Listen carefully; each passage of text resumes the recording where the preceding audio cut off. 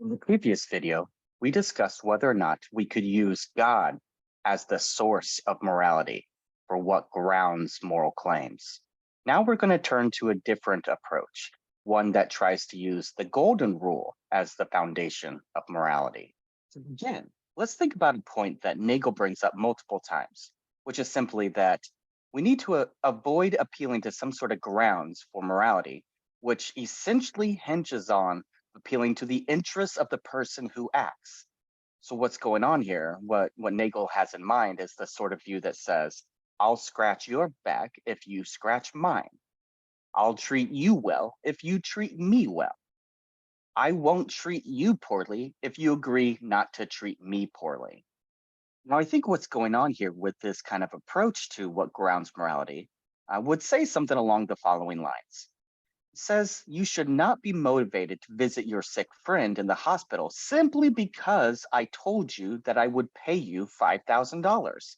To do so would not to be concerned with your friend who's sick. Rather, you're concerned with getting the $5,000. You're self-interested in this regard. Likewise, you should not be motivated to not murder someone simply because of the threat of hell. Remember in the previous video, we considered whether God grounds morality. That is, whether or not the fear of being punished in hell or the hope for some reward in heaven might ground why you do certain things. Do we really think that if there were no heaven or no hell, then we would allow ourselves to go out and cheat, steal, rape, murder, and so forth? That seems somewhat absurd. It seems false that the atheists would allow themselves to go out and do all sorts of horrible things simply because they lack a belief in God. That would hardly be the case.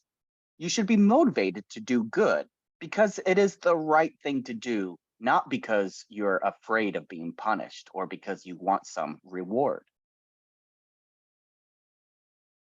And ditto for evil actions. You should be motivated to avoid evil because it's evil. As Nagel, I think, rightly puts it on page 63, there is no substitute for a direct concern for other people as the basis for morality. So now what exactly does this have to do with the golden rule? Well, you might think that an important part of what grounds morality actually hinges on considerations of how other people would act in a similar sort of situation. For example, you've probably heard it said, how would you like it if someone did that to you? But what exactly does this mean? One way of interpreting this question is known as the golden rule. The golden rule essentially says some version of do to others what you would want them to do to you, or treat others the way that you would want to be treated. You've probably heard this said before. It's a very common thought, and I think some people would treat it as a universal rule that applies to everyone. That is, there's never been a society where the murder rate is consistently higher than the birth rate for a long period of time, which seems to support this kind of golden rule. I've even heard it said that basically all of the major religions throughout the world endorse some version of this golden rule. Still, we might ask, is this golden rule, is it a good grounds for all of morality? If you think that it is, then it's likely the case that you're not considering people who want to be treated poorly. The golden rule assumes that everybody wants to be treated well. But it turns out that that just simply is not the case. For instance, masochism is where someone enjoys being treated poorly and feeling pain, often in a sexual sense.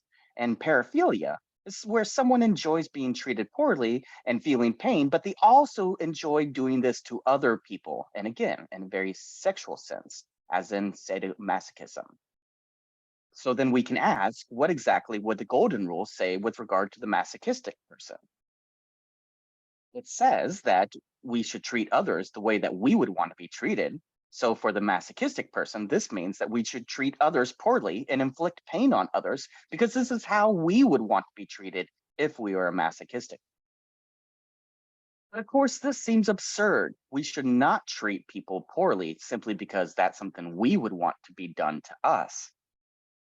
And this tells us that if we think that morality is universal, such that it should apply to everyone, no matter who you are, then this would be a problem.